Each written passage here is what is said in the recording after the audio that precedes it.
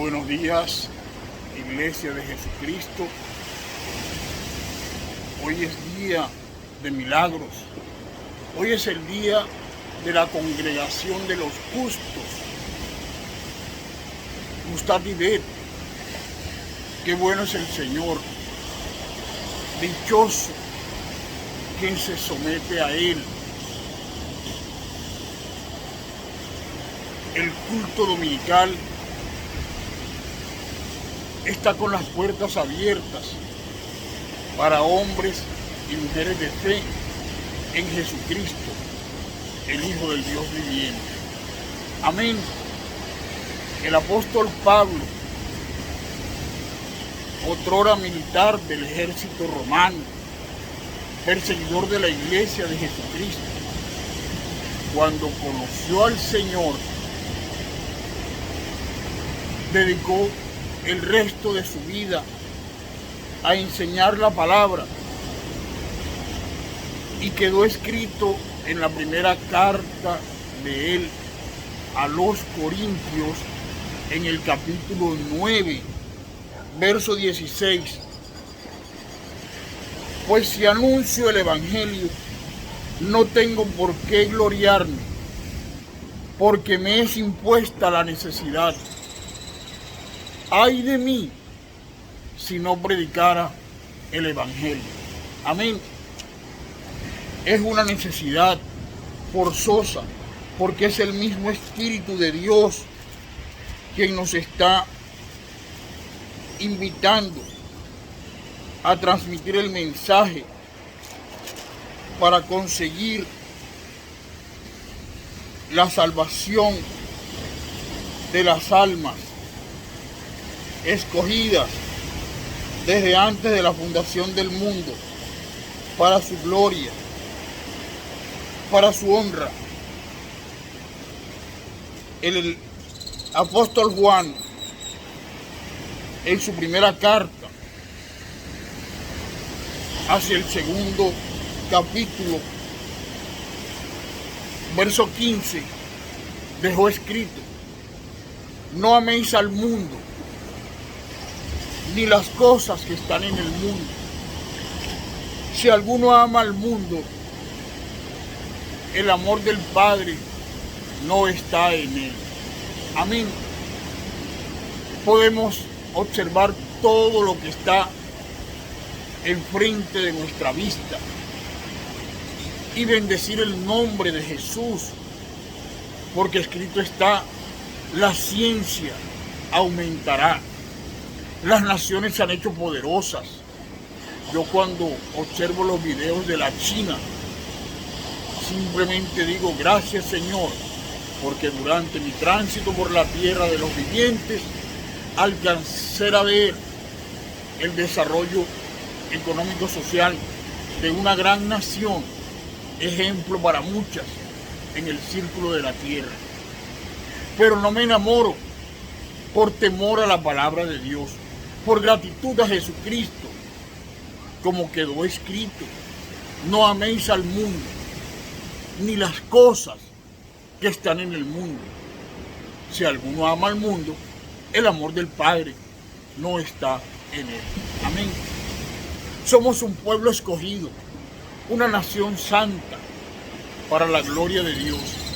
El profeta Jeremías, en el capítulo 1, verso 5 de su imprenta bíblica, dejó escrito: Jehová dijo así: desde antes que estuvieras en el vientre de tu madre, yo te di por profeta de las naciones. Amén.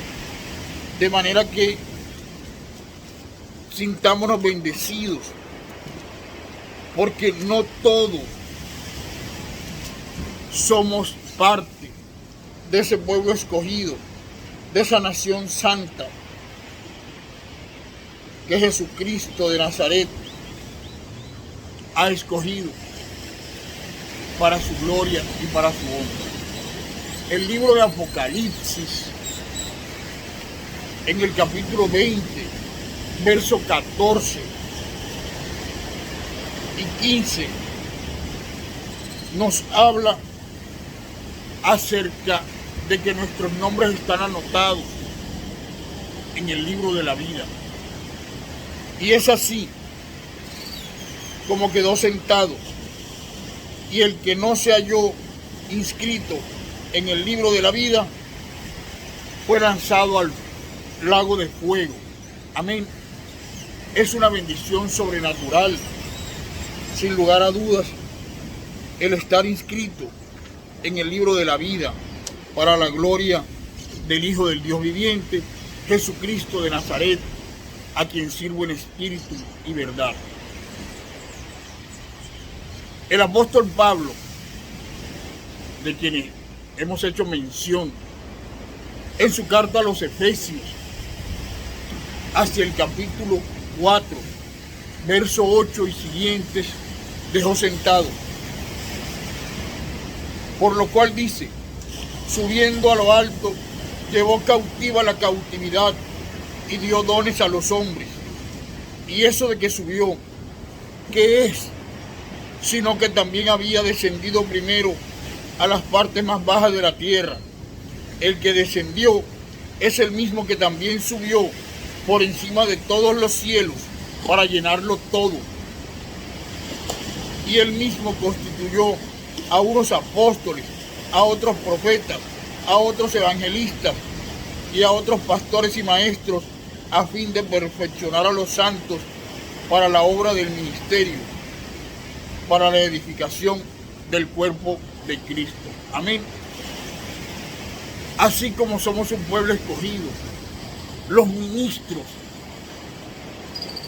que tenemos el deber de cumplir la gran comisión, también hemos sido escogidos.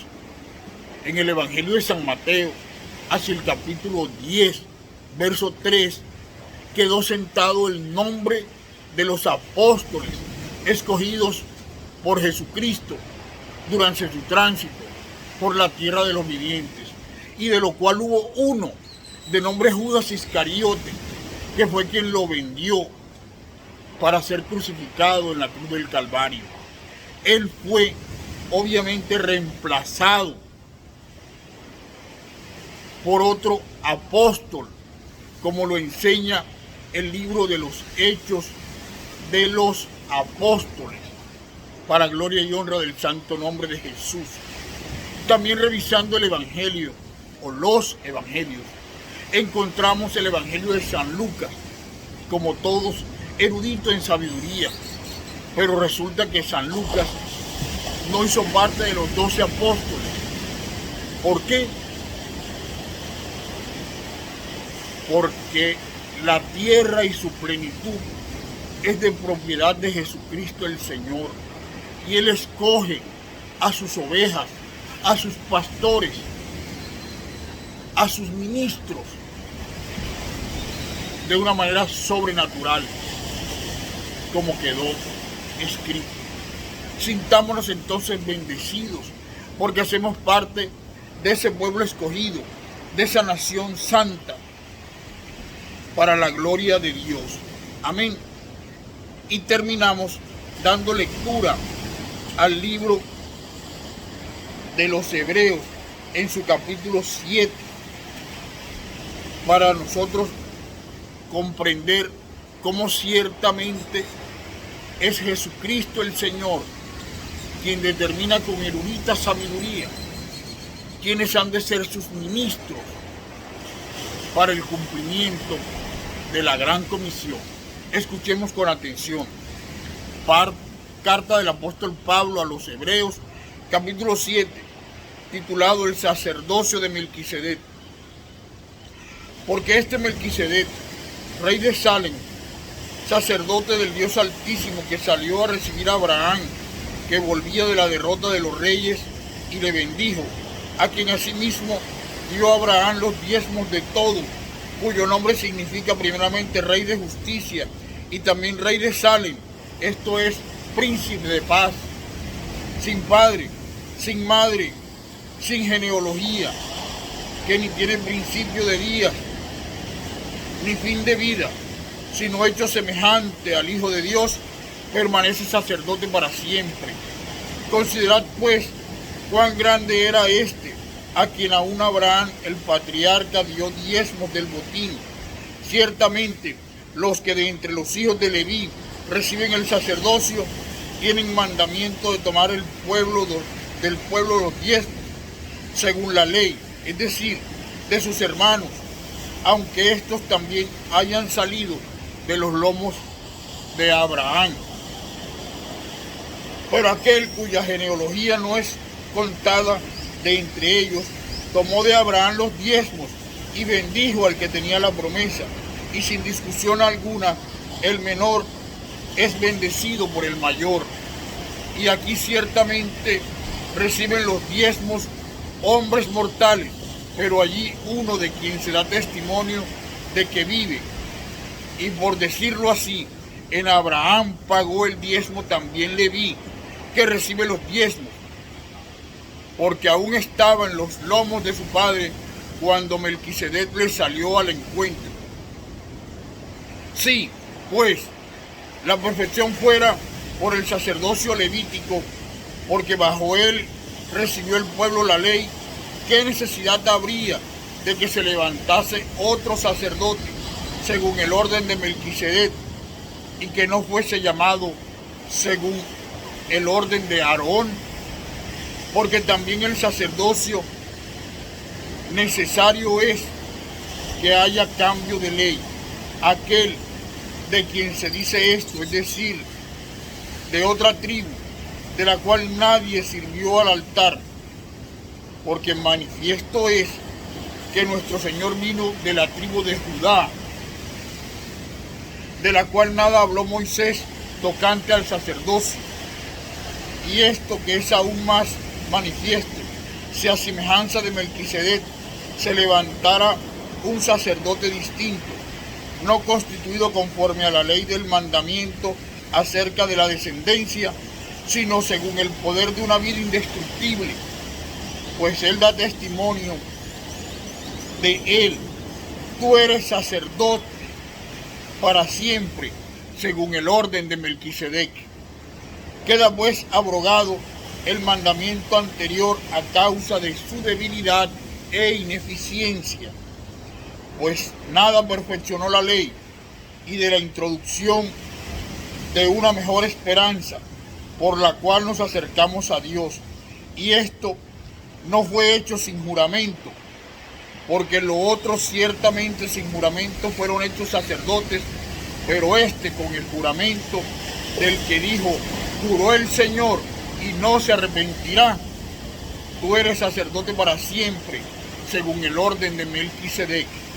Por tanto, Jesús es hecho fiador de un nuevo pacto, y los otros sacerdotes llegaron a ser muchos, debido a que por la muerte no podían continuar, mas este, por cuanto permanece para siempre, tiene un sacerdocio inmutable, por lo cual puede también salvar perpetuamente a los que por él se acercan a Dios, viviendo siempre para interceder por ellos. Porque tal sumo sacerdote nos convenía, santo, inocente, sin mancha, apartado de los pecados y hecho más sublime de los cielos, que no tiene necesidad cada día, como aquellos sumos sacerdotes, de ofrecer primero sacrificios por sus propios pecados y luego por los del pueblo, porque esto lo hizo una sola vez y para siempre, ofreciéndose a sí mismo. Amén. Queda entonces claro que Jesucristo, el Hijo de Dios, es fiador de un nuevo pacto. Amén. Bienvenidos a la casa del Hijo del Dios viviente, Jesucristo de Nazaret, a quien sirvo en espíritu y verdad. Amén y amén.